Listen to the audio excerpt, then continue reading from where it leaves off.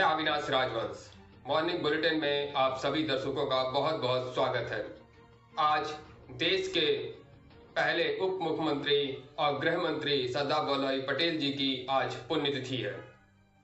देश की आज़ादी के बाद छोटी बड़ी रियासतों को भारत में विलय करने के लिए उनका सबसे बड़ा योगदान है, इसीलिए उन्हें लौह पुरुष के नाम से भी जाना जाता है। आज उनकी 70वीं पुण्यतिथि है। उनकी प्रतिमा पर माल्यार्पण का कार्यक्रम शुरू हो गया है। सीएम योगी आदित्यनाथ पहुंच गए हैं। आइए आपको सीधा वहीं लिए चलते हैं। मुख्यमंत्री जी के कर कमलों द्वारा लौह पुरुष के श्री चरणों में श्रद्धा सुमन अर्पित किए जा रहे हैं। माननीय मुख्यमंत्री जी के कर कमलों द्वारा लौह पुरुष को माल्यार्पण और पुष्पांजलि अर्पित की जा रही। माननीय विधायक जी से अनुरोध है, माननीय मुख्यमंत्री जी को एवं माननीय मंत्री जी को मंचासीन कराने का कष्ट करें।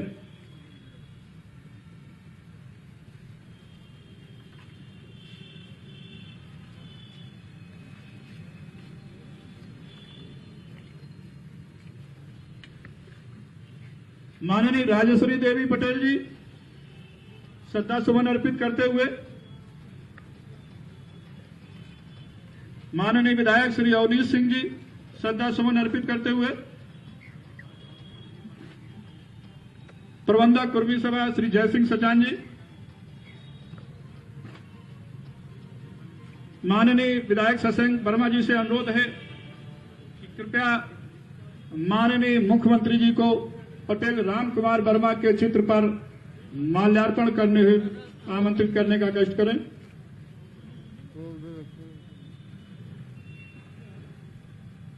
माननीय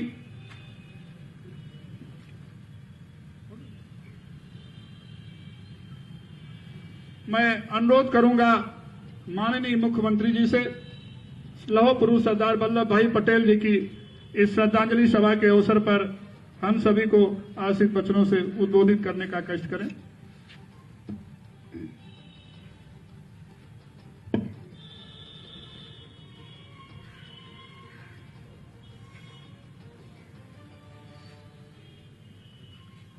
लौह पुरुष सरदार वल्लभ भाई पटेल जी के 70वें परिनिर्माण दिवस के अवसर पर आयोजित आज के इस कार्यक्रम में मेरे मंत्रिमंडल के सहयोगी विधि और न्याय मंत्री श्री ब्रजेश पाठक जी, इस कार्यक्रम के संयोजक श्रीमती राजेश्वरी देवी वर्मा जी,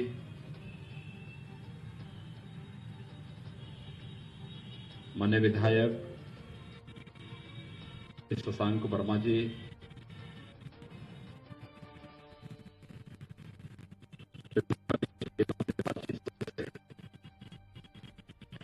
अवनीश सिंह जी, भारतीय जनता पार्टी के प्रदेश के उपाध्यक्ष श्री ब्रज बहादुर जी, चौधरी लक्ष्मण जी, आज के इस कार्यक्रम में उपस्थित सरदार वल्लभ भाई पटेल समारोह समिति के सभी पदाधिकारीगण और उपस्थित भाइयों बहनों, मैं भारत माता के महान सपूत भारत गणराज्य के एकता और अखंडता के सूत्रधार लौह पुरुष सरदार वल्लभ भाई पटेल जी को उनकी 70वीं परिनिर्माण दिवस के अवसर पर उनकी स्मृतियों को कोटि कोटि नमन करते हुए प्रदेश की जनता की ओर से उन्हें विनम्र श्रद्धांजलि अर्पित करता हूं। हम सब जानते हैं कि यह देश भले ही राजनीतिक रूप से किसी कालखंड में अलग अलग समूहों के रूप में रहा होगा, लेकिन सांस्कृतिक रूप से अतीत के उस कालखंड से, जब से मानव ने इस धरती पर जन्म लिया,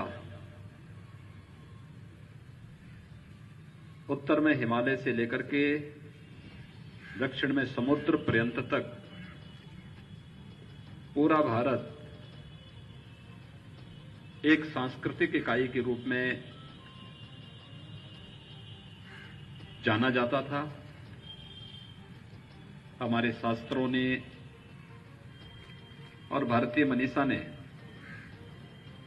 सदैव इस इकाई को भारत भूमि के रूप में या हिंदुस्तान के रूप में मान्यता देकर के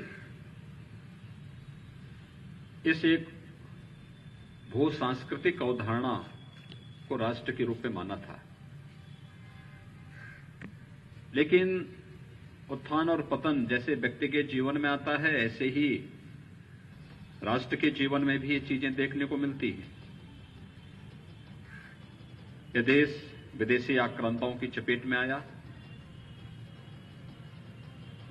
इस देश में विदेशी हुकूमत ने एक कालखंड तक शासन किया और विदेशी हुकूमत जानती थी कि वे भारत पर तब तक अस्थायी रूप से शासन नहीं कर सकते जब तक कि भारत के अंदर यहां के नागरिक एक भाव के साथ जुड़े रहें।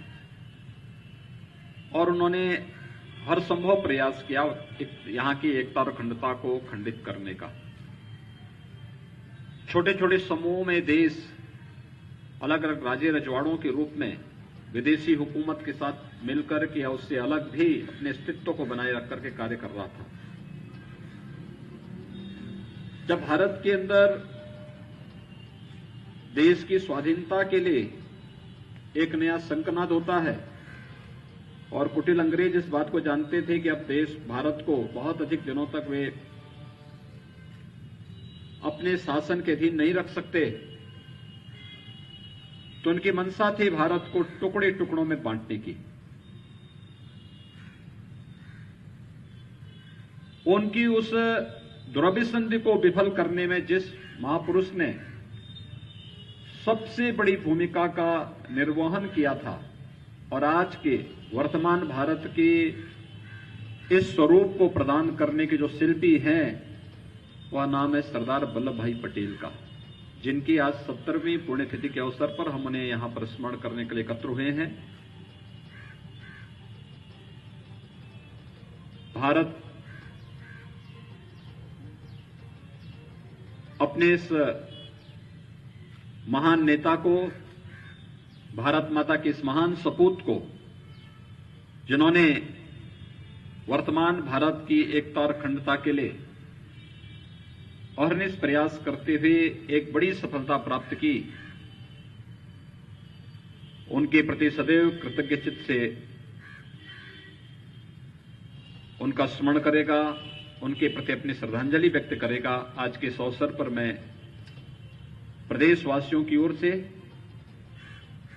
सरदार वल्लभ भाई पटेल जी के द्वारा किए गए योगदान के प्रति विनम्र श्रद्धांजलि अर्पित करते हुए उन्हें कोटि कोटि नमन करता हूं। आयोजकों को इस आयोजन के लिए हृदय से धन्यवाद भी देता हूं। जय हिंद।